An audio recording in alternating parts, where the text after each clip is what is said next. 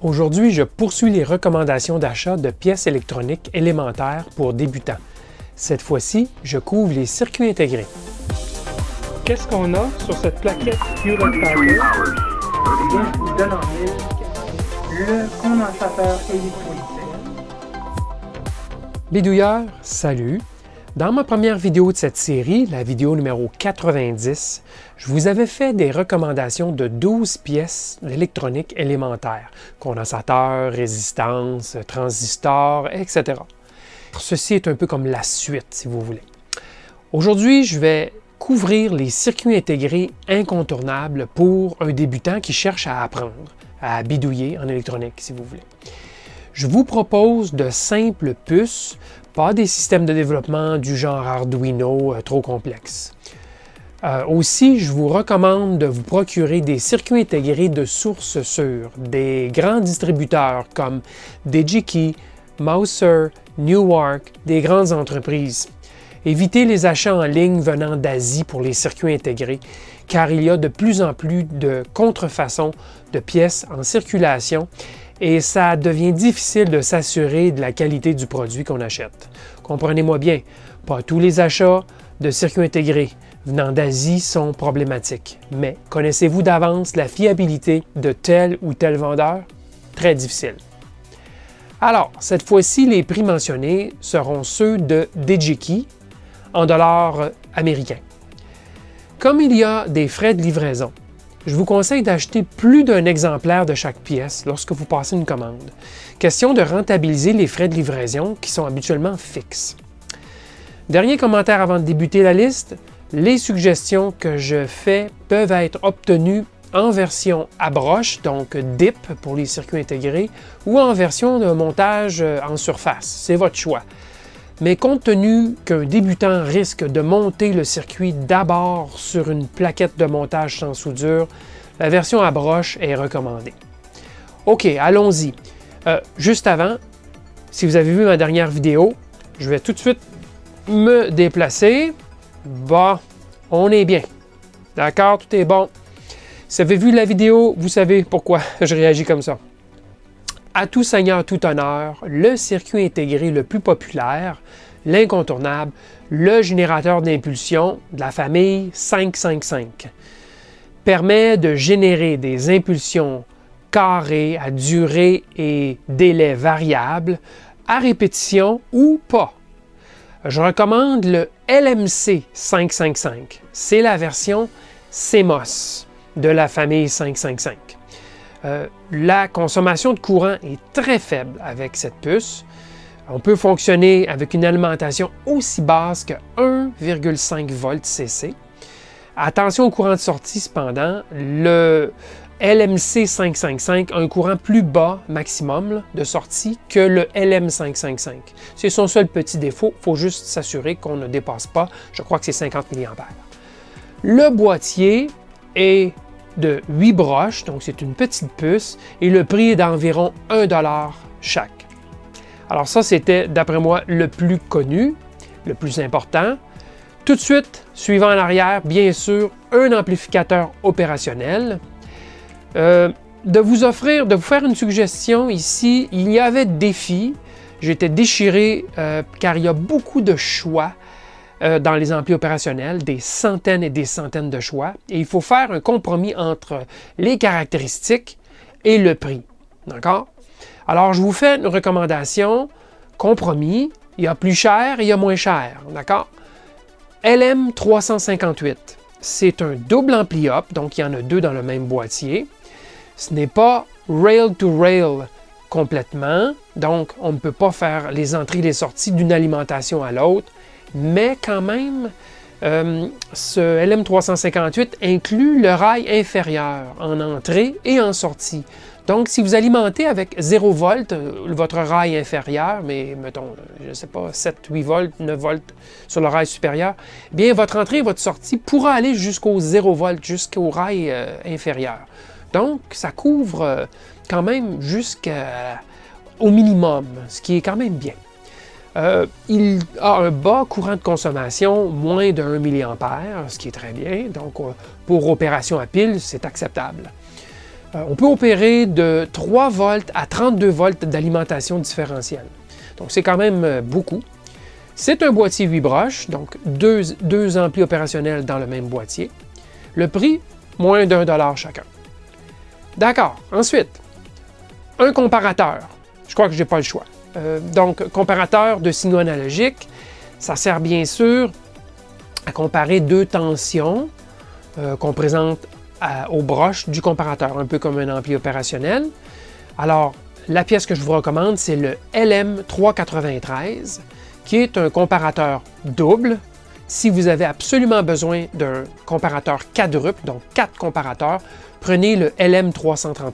Mais sinon, prenez le LM393.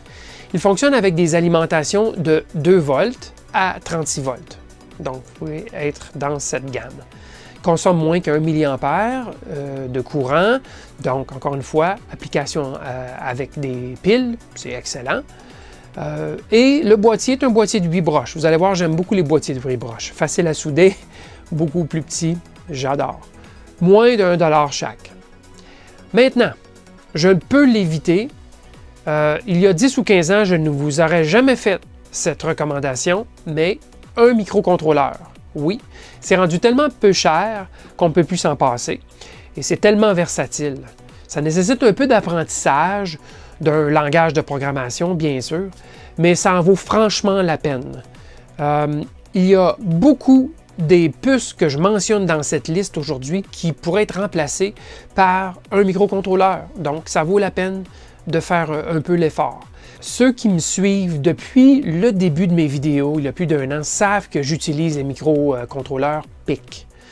Je vais donc vous en recommander un. Évidemment, je l'ai déjà utilisé, le PIC 12F683. C'est un petit PIC, un boîtier de seulement 8 broches. Ça coûte $1 environ.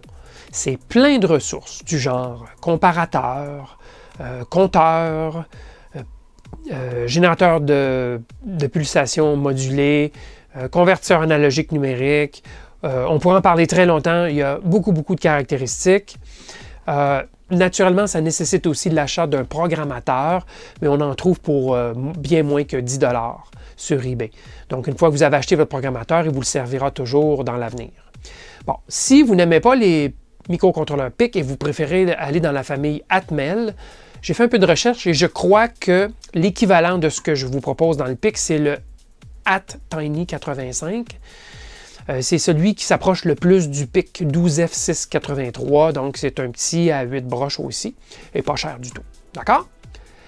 OK, maintenant, un autre circuit intégré que j'aime bien, je m'en sers encore aujourd'hui, c'est un petit amplificateur audio intégré, le LM386, l'incontournable finalement. C'est une puce amplificatrice audio, idéale pour fonctionnement à pile, ça consomme quelques milliampères seulement au niveau statique. Ça ne nécessite que peu de composants externes et on peut créer facilement, par exemple, une sonde audio pour faire du déverminage de circuit avec une simple pointe en métal. Si on construit le circuit avec une pile, ben, ça devient flottant, donc on n'a pas à s'inquiéter d'aller mettre la masse à un endroit, la pince alligator, à un endroit qui serait néfaste, par exemple, pour causer un court-circuit. C'est l'avantage de cette petite puce-là qui peut fonctionner très bien à pile. Maintenant, si vous le branchez, ce circuit intégré, à la puce LM555 comme source, le LMC555 que j'ai mentionné précédemment, bien, ça devient comme un générateur audible. Vous pouvez faire toutes sortes de notes que vous allez très bien entendre avec le LM386. Le prix, encore une fois, environ $1. Donc, ça ne vaut pas la peine de s'en passer. Maintenant, une autre puce très importante, simple mais très importante, c'est l'opto-isolateur, ou on voit souvent opto-coupleur. Bon, l'opto-isolateur permet l'isolation complète, donc galvanique, entre deux parties d'un circuit via l'utilisation d'un faisceau lumineux interne au boîtier et d'un transistor photosensible. Donc, il n'y a pas de contact électrique entre les deux. Les opto-isolateurs existent dans plusieurs versions à peu près similaires. Bon, il y a des petites variations, mais je vais vous en recommander un qui n'est pas cher, le 4N35. C'est un des plus communs de toute façon. Le boîtier, c'est un boîtier DIP de 6 broches et il coûte lui aussi moins d'1 $. Je passe maintenant au circuit intégré suivant. Je vous propose un senseur de température, ce qui est très amusant et permet de créer toutes sortes de circuits utiles pour un bidouilleur. Je vous propose le LM235. Le LM235 offre une sortie analogique qui va varier de 10 mV pour chaque degré Celsius augmenté ou diminué. Donc, consomme presque rien. Il offre une exactitude de moins de 1 degré Celsius à 25 degrés Celsius. C'est en fait un demi-degré à 25 degrés Celsius. Donc, quand même assez précis. C'est un petit boîtier de 3 broches, style TO92, comme un transistor à 3 pattes. Et il coûte moins de 2 $. Maintenant, je vais vous proposer un circuit logique. J'en ai pas proposé d'autres, je ne crois pas. Non. Alors, c'est le seul que je vais vous proposer aujourd'hui. Il y en a d'autres qui seraient intéressants, mais je dois me limiter. Si vous avez horreur des microcontrôleurs et vous ne pouvez pas toucher à ça, c'est peut-être une des puces que vous pourriez considérer. Il s'agit d'un compteur-diviseur à décades, donc qui compte ou divise par tranche de 10. Si vous aimez faire clignoter une série de Dell, par exemple, c'est la puce pour vous. Il possède 10 sorties qui vont s'activer une après l'autre au rythme des coups d'horloge qui sont fournis à une entrée. Ça vient de la série logique CMOS 4000, donc ça fonctionne sur des alimentations entre 3 et 15 volts, donc c'est très versatile. Ça consomme presque rien, étant donné que c'est du CMOS, lorsque c'est en mode statique, bien sûr, et pairé à un LM555 ou un 555 qui envoierait des impulsions, ça peut faire de beaux effets avec des Dell. Et ça coûte moins de 1 $. Pourquoi s'en priver? Maintenant, si vous voulez contrôler des Dell, mais plutôt en style de barre d'affichage, comme un vumètre par exemple, eh bien je vous propose le LM3914. Bon, cette puce-là est habituellement utilisée pour afficher une série de Dell, mais on peut aussi utiliser d'autres types d'affichage, on peut même brancher autre chose dessus si on veut, car la puce fonctionne entre 3 et 15 volts CC d'alimentation. La puce possède une entrée analogique qui contrôle la quantité, donc le nombre de Dell qui vont s'allumer, comme un graphique à barre. Okay? Vous pouvez mettre plusieurs de ces puces combinées l'une à la suite de l'autre pour créer un affichage à plus de 10 Dell, si vous voulez. Le LM3914 offre une échelle linéaire en fonction de sa tension d'entrée. Mais si vous voulez, par exemple, faire un vumètre audio, prenez plutôt le LM3916 et non pas le LM3914, car à l'intérieur, il est gradué pour un vumètre audio. Bon, c'est un boîtier de 18 broches, plus gros un petit peu, mais ça ne fait rien, et un peu plus onéreux aussi, à 3 $ pièce. Pour les amateurs de radio, et ce sera ma dernière suggestion aujourd'hui, il y a possibilité de créer une radio presque complète grâce à cette puce. Il s'agit du NE602 ou du SA602 ou du SA612. C'est essentiellement la même chose pour les trois, d'accord? Cette puce contient un oscillateur local qui peut rouler jusqu'à 200 MHz, un mélangeur qui peut fonctionner jusqu'à 500 MHz, et il y a aussi quelques amplis tampons à l'intérieur, il y a même une référence de tension, etc. Avec quelques pièces additionnelles autour, vous pouvez vous construire un récepteur MA ou MF assez facilement et expérimenter avec la radio. La puce est quand même assez sensible au niveau de la sensibilité de réception lorsqu'on construit ça de la bonne façon. C'est une petite pièce merveilleuse pour quiconque qui veut expérimenter dans la radio. C'est un boîtier à 8 broches, lui aussi, c'est pas gros du tout, et ça vaut environ 3 $. Bon, ben voilà, ce sont mes recommandations. Il est bien certain que chaque bidouilleur aura ses préférences. Peut-être aurais-je oublié un circuit intégré fondamental pour le bidouilleur débutant. Bien, je m'en excuse, mais ce sont les circuits intégrés qui me sont venus à l'idée.